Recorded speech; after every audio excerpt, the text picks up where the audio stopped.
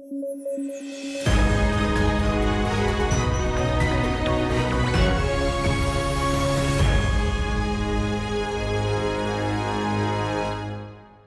News at 9 में आपका स्वागत है। मैं हूं विरत दुबे। आइए जल्दी से नजर डालते हैं आज की हेडलाइंस पर। 10 जनवरी को मना विश्व हिंदी दिवस। राष्ट्रीय हिंदी दिवस से है अलग, मॉरिशस है विश्व हिंदी सचिवालय। आरबीआई जारी करेगा sovereign green bond. Environment friendly projects का होगा काम, यूनियन बजट में हुई थी घोषणा। तो दिल्ली सबसे प्रदूषित शहर, सीपीसीबी की रिपोर्ट जारी, PM 2.5 में हुई है कमी।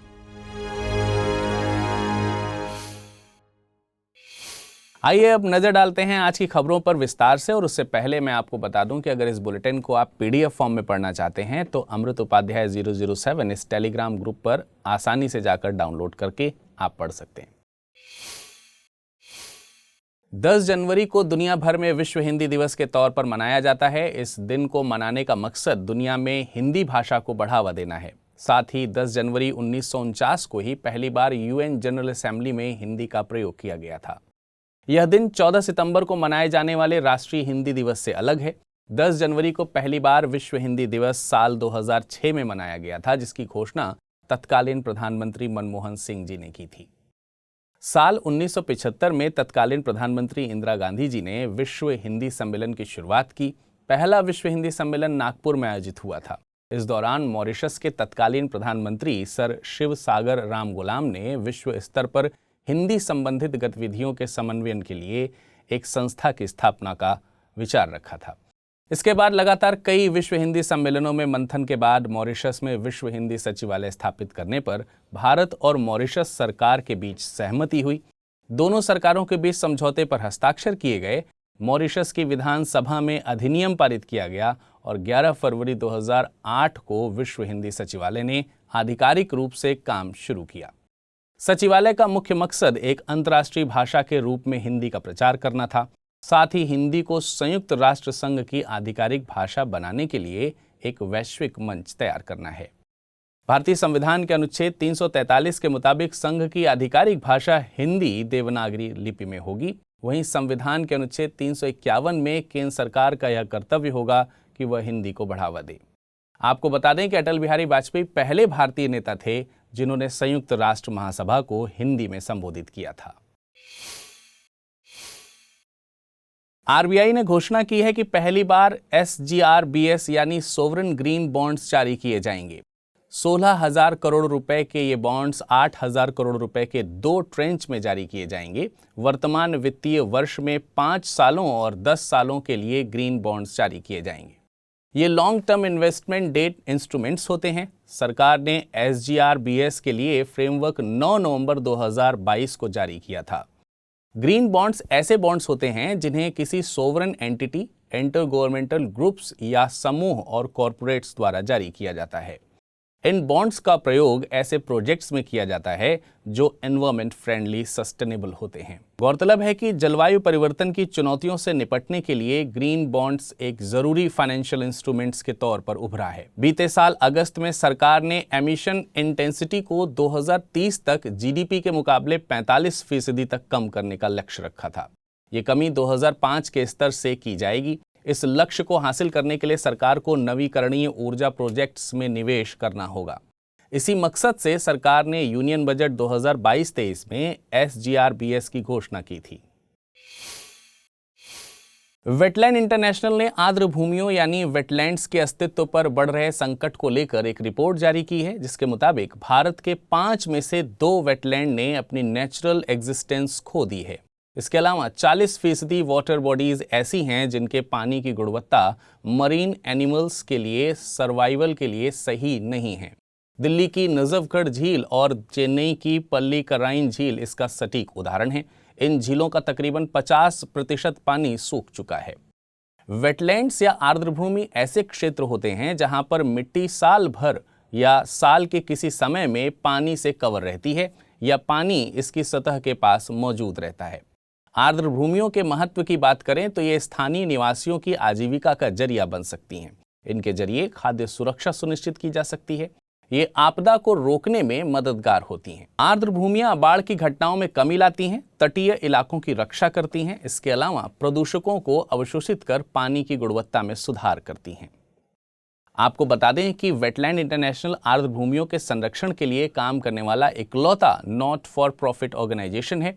यह निजी क्षेत्र, सरकार और सिविल सोसाइटी के साथ मिलकर वेटलैंड को संरक्षित करने का काम करता है। इसका मुख्यालय नीदरलैंड्स में है। इस खबर की अहमियत को समझने के लिए साल 2014 में पूछे गए एक सवाल पर आइए करते हैं गौर।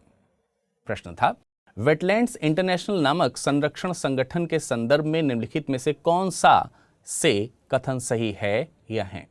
पहला, यह रामसर अभिसमय के हस्ताक्षरकर्ता देशों द्वारा बनाया गया एक अंतः सरकारी संगठन है। दूसरा, यह ज्ञान के विकास और संग्रहण के लिए तथा व्यवहारिक अनुभव का बेहतर नीतियों हेतु पक्ष समर्थन करने के लिए क्षेत्र स्तर पर कार्य करता है। नीचे दिए गए कोड का प्रयोग कर सही उत्तर चुनिए। केवल एक, केवल दो, एक और दो दोनों, ना तो एक ना ही दो। इसका सही जवाब है विकल्प बी।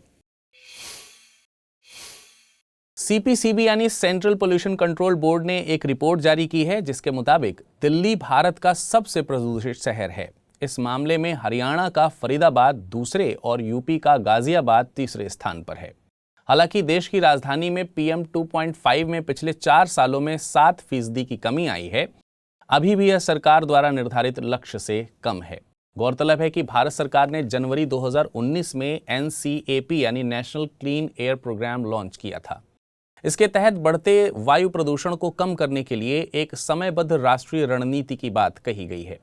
NCAP एक मध्यावधि पंचवर्षीय कार्य योजना है। इसके तहत 2024 तक पार्टिकुलेट मैटर्स 2.5 और 10 की सांद्रता को 20 से 30% तक कम करने का लक्ष्य रखा गया है। इसमें 2017 को बेस ईयर माना गया है। सितंबर 2022 में सरकार ने इसमें नया लक्ष्य तय किया था। साल 2026 तक पार्टिकुलेट मैटर्स की सांद्रता में 40% की कमी लाने की बात कही गई है। आपको बता दें कि सीपीसीबी एक सांविधिक संस्था है। इसे water prevention and control pollution act 1974 के द्वारा गठित किया गया था। बाद में इसे air prevention and control of pollution act 1981 के तहत शक्तियां और काम सौंपे गए थे। आइए अब नजर डालते हैं आज के बुलेटिन पर आधारित प्रश्नों की। पहला प्रश्न है, यूनाइटेड नेशंस में पहली बार हिंदी में भाषण देने वाले व्यक्ति कौन थे? स्वामी विवेकानंद, अटल बिहारी वाजपेयी, लाल बहादुर शास्त्री या इनमें में से कोई नहीं। अगला प्रश्न है, निम्नलिखित कथनों पर विचार कीजिए। सेंट्रल पोल्यूशन कंट्रोल बोर्ड एक सांविधिक संस्था है। इसे पर्यावरण संरक्षण अधिनियम 1986 के तहत गठित किया गया था। उपयुक्त में से कौन सा या से कथन सही है या है? केवल एक, केवल दो, एक और दो दोनों, ना तो एक ना ही दो। आइए अब बात करते हैं पिछले बुलेटिन पर आधारित प्रश्न की। पहला प्रश्न पूछा था, इको मार्क उन भारतीय उत्पादों को दिया जाता है जो शुद्ध एवं मिलावट रहित हों, प्रोटीन समृद्ध हों, पर्यावरण हितैषी हों, आर्थिक दृष्टि से व्यवहार्य हों। इसका सही जवाब है विकल्प सी। अगला प्रश्न था, प्रवासी भारतीय दिवस के संबंध में निम्नलिखित कथनों पर विचार कीजिए। 17वें प्रवासी भारतीय दिवस का आयोजन इंदौर में किया गया था।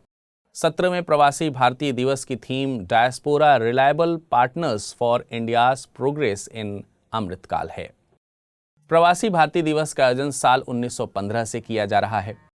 उपरोक्त में से सही कथनों का चुनाव कीजिए। केवल एक और दो, केवल 2 और 3 या फिर केवल 1 और 3। इसका सही जवाब है विकल्प बी।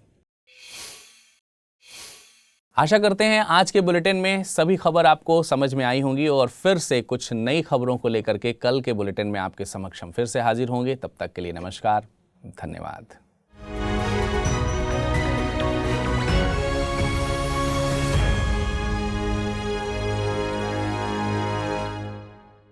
हिंदी में यूपीएससी की तैयारी से संबंधित प्रोग्राम्स को देखने के लिए सब्सक्राइब करें स्टडी IQ IAS हिंदी।